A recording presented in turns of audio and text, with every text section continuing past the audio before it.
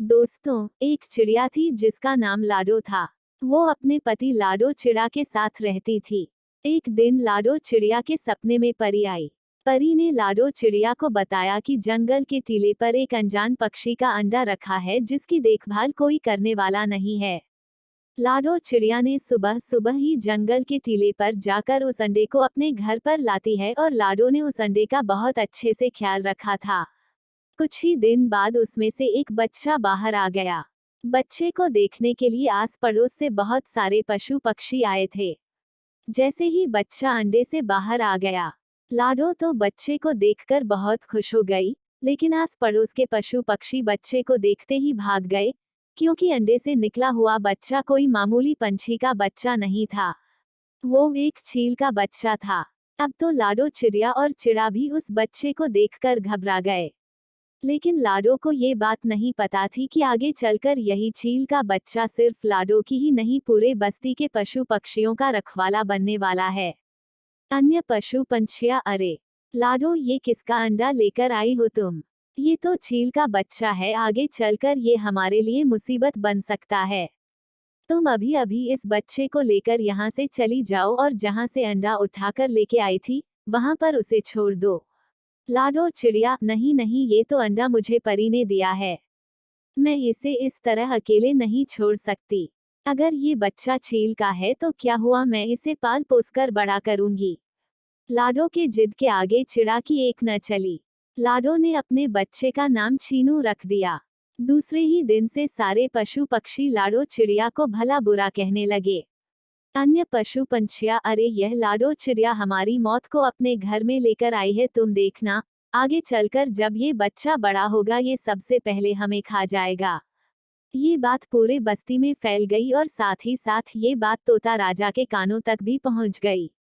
राजा जी ने शाम को मीटिंग बुलाई और उसमें लाडो और चिड़ा दोनों को आने का संदेश सिपाही पक्षियों के द्वारा भेज दिया। शाम हो गई। सारे पशु पक्षी मीटिंग में शामिल हो गए। लाडो और चिड़ा भी वहां पर आ गए। तभी राजा ने लाडो से पूछा, लाडो, ये सब क्या है? तुम चील के बच्चे को क्यों लेकर आए हमारी बस्ती में? क्या तुम्हें बस्ती के बाकी के पशु पक्षियों की कोई चिंता नहीं है? लाडो चिड़िया, नहीं नहीं राजा जी, ऐसी बात नहीं है। मेरे सपने में परी आई थी। उसी ने मुझे इस अंडे के बारे में बताया था। तभी भूरे कौवे ने कहा, ये सब बकवास है राजा जी, मैं तो कहता हूँ लाडो और उसके परिवार को इस बस्ती से बाहर निकाल दो। भूरे कौवे की बात सुनकर बाकी के पशु पक्षी भी चिल्लाने लगे। बाकी के पशु पक्षी, हाँ हाँ, लाडू को बस्ती से बाहर निकालो। राजा जी ने सबको शांत किया और लाडो से कहा, लाडो, अगर तुम्हें इस बस्ती में रहना है तो तुम्हें इस बच्चे को छोड़कर आना होगा, और अगर तुम्हें ये मंजूर नहीं है तो तुम्हें इस बस्ती को अपने परिवार समेत छोड़ना होगा। लाडो चिड़िया, ठीक है, आप सब यही चाहते हो तो मैं ये बस्ती छोड़कर कहीं दूर चली जाती हूँ। लाडो जंगल छोड़कर पास वाली जंगल में अपना घोंसला बनाकर वहां रहने चली जाती है। ऐसे ही कुछ दिन गुजर जाते हैं और लाडो पेट से रह जाती है। लाडो चिड़िया, सुनिए जी, बारिश का मौसम आने वाला है और मैं पेट से भी हूँ। आप जल्द जाकर अनाज इकट्ठा कर लीजिए और हमें हमारा घोंसला भी पक्का करना पड़ेगा। लाडो चिड़ा, हाँ हाँ, मैं अभी जाकर अनाज इकट्ठा करता हूँ।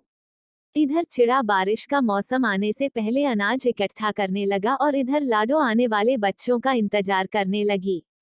अनाज इकट्ठा करने के बाद चिड़ा और लाडो ने मिलकर अपना घोंसला भी पक्का कर लिया। चीलों ने भी लाडो और छिद्दा को घर पक्का करने में बहुत मदद की। बारिश का मौसम आ गया। ऐसे ही कुछ दिन बीत गए। ऊपर वाले ने लाडो की मां बनने के सपने को पूरा कर दिया और लाडो ने 2 प्यारे प्यारे अंडे दे दिए। चीनू अपने दोनों भाइयों से बहुत प्यार करता था, लेकिन दोनों भाई चीनू से नफरत करते थे। चीनू और दोनों भाइयों में बहुत झगड़े होते थे।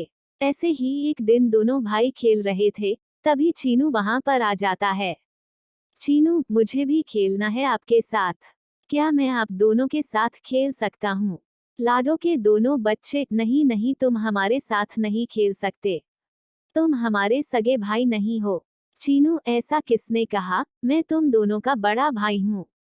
मुझे भी खेलने दो ना। लाडो के दोनों बच्चे, नहीं, माँ ने तुझे जंगल के टीले से उठाया था। अगर तुझे ये बात झूठ लगती है तो जाके माँ से पूछ, हमने खुद हमारे कानों से सुना है। एक दिन माँ और पिताजी ये बात कह रहे थे। जैसे ही चीनू को यह बात पता चली वो एकदम से टूट जाता है और रोते रोते माँ के पास चला जाता है।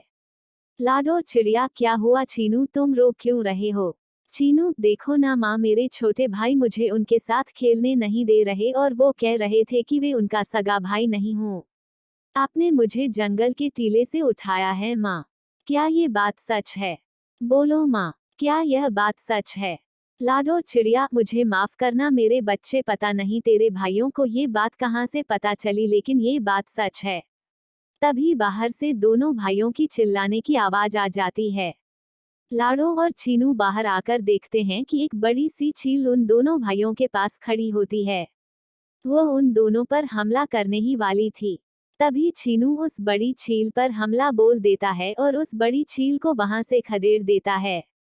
दोनों भाइयों की जान बच जाती है। लाडो भी वहां पर आ जाती है।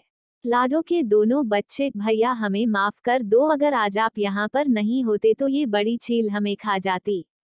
दोनों भाइयों को अपनी गलती का एहसास हो जाता है और दोनों चीनू के गले लग जाते हैं।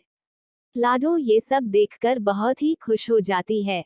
ऊपर से यह सब दृश्य भूरा कौवा देख रहा था। वो जाकर ये सब बात राजा के कानों तक पहुंचा देता है। राजा जी, हमने लाडो को बस्ती से निकालकर बहुत बड़ी गलती कर दी। आज मैं लाडो के घोंसले के ऊपर से उड़ रहा था और उसके बच्चे बाहर खेल रहे थे। तभी वहां पर एक बड़ी सी चील आ गई और उसने उन दोनों पर हमला कर दिया। तभी लाडो के घोंसले से एक चील का बच्चा बाहर आ गया और उसने उस बड़ी चील का सामना भी किया और उस बड़ी सी चील को खदेड़ दिया। मुझे लगता है कि लाडो ने जिस चील के बच्चे को पाला था, ये वही बच्चा है। हमें लाडो को वापस बुला लेना चाहिए। उसके साथ साथ उसके पूरे परिवार को भी, क्योंकि आए दिन नागराज और बाकी के बुरे पंछी हमारी बस्ती पर हमला कर रहे हैं। अगर ये चील का बच्चा हमारी बस्ती में रहेगा तो यह हमारा रखवाला बन सकता है। राजा जी, तुम सही कहते हो भूरे, हमें लाडो और उसके परिवार को वापस बुला लेना चाहिए। राजा सिपाही पक्षियों द्वारा लाडो को वापस बुलाने के लिए संदेशा भेज देता है और लाडो भी पिछली सारी बातों को भुलाकर बस्ती में वापस रहने आ जाती है।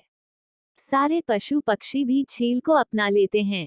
जब भी बस्ती पर कोई संकट आ जाता, चीनू उस संकट का सामना करता था। ऐसे ही आगे चलकर चीनू लाडो और पूरे बस्ती का रखवाला बन गया। आपको कैसी लगी ये चिड़िया वाली कहानी, हमें कमेंट में अवश्य बताएं।